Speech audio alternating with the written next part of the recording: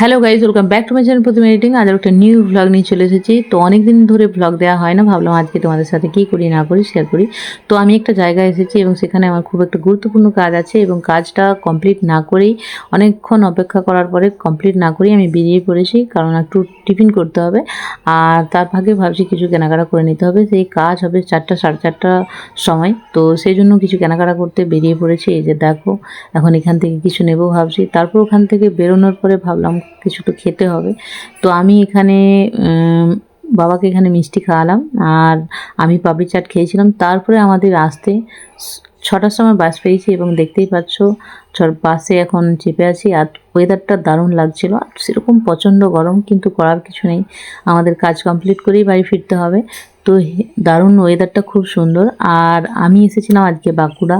আর বাঁকুড়া আসবো আর তোমাদের সাথে নদীটা শেয়ার করবো না, সেটা হতে পারে না। শরৎকালের যে সন্ধ্যাবেলাটা, সেটা কিন্তু খুব সুন্দর লাগে আর পরিবেশটাও খুব সুন্দর। আমার তো দারুণ লাগে। কার কার প্রিয় লাগে এই সন্ধ্যার সময় ঘুরতে, একটু কমেন্ট করে জানিও। আমি প্রচণ্ড টায়ার্ড ছিলাম, তবুও আমি ভিডিওটা করলাম, কারণ আমার ভালো লাগছিল যে এই সুন্দর দৃশ্যটা তোমাদের সাথে শেয়ার করি। যাওয়ার সময় ভেবেছিলাম আমি তোমাদের সাথে কাশফুলগুলোকে শেয়ার করব, কিন্তু সময় হয়ে ওঠেনি।